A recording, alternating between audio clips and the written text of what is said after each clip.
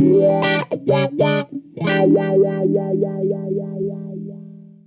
everyone, so today we're going to take a look at 4 recording interfaces here. I have the Roland Duo Capture EX, the Steinberg UR22, the Scarlett 2i2 and the 2i4. And we get a lot of questions in the store asking us what kind of interface should I get for my home recordings. There's so many different models and brands. So we're taking a look at these 4 interfaces specifically because they're in quite a similar price range. So what makes them different from each other? We're going to do one very simple test. So I'm going to plug in my electric guitar directly into each interface and record them directly into my software. So the goal here is just to listen to how the preamp sounds, how well it captures the tone of the guitar, and if there's any major differences between all 4 of them. So let's give that a quick listen.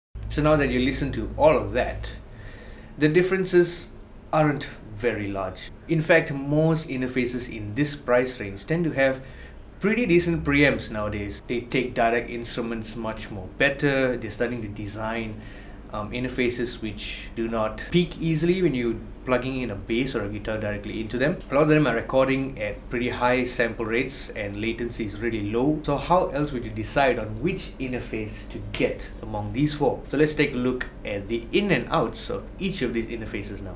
Alright, so first up, let's take a look at the 2i2, which is the most basic one among all the 4 that we looked at today.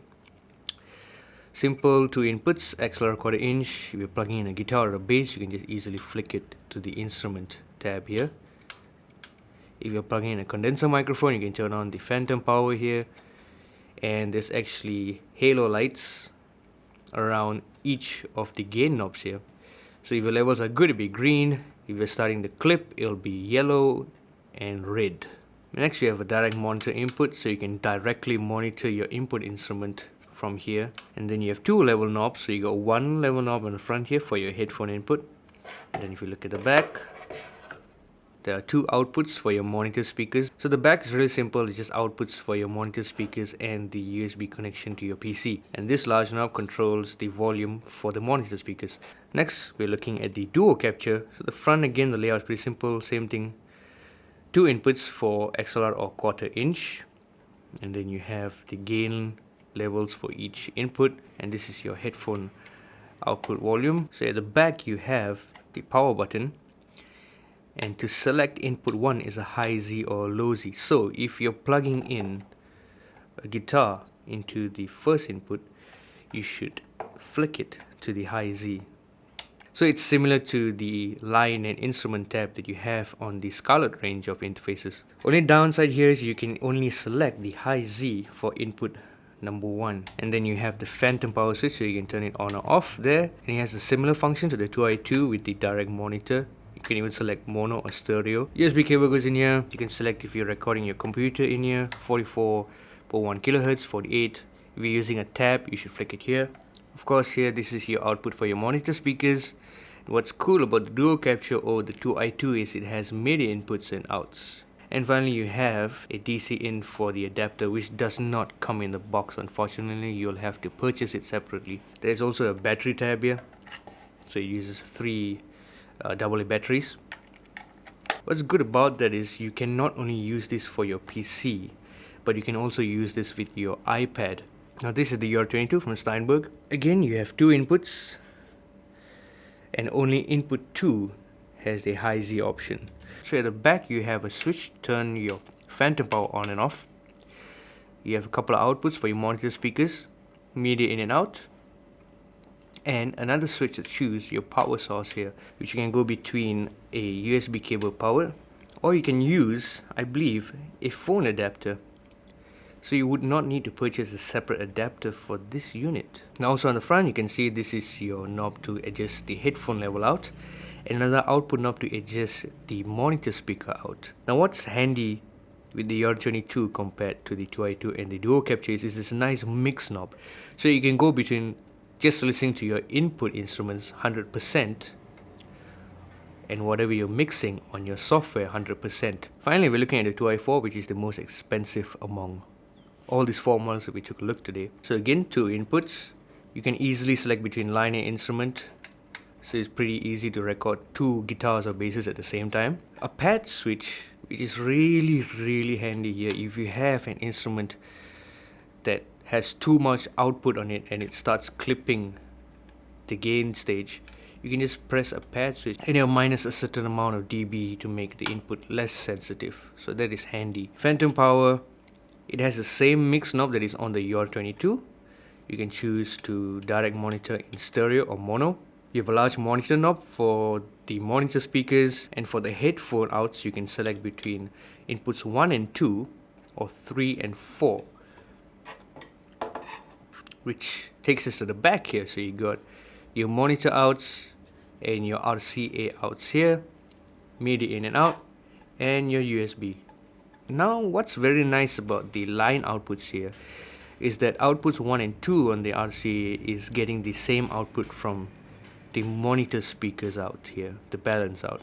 So let's just say you're an amateur, you're a basic home recording guy, and you don't own a pair of professional monitor speakers, and you already have a good set of PC speakers. What you can do is you can connect the RCA outs into your PC speakers.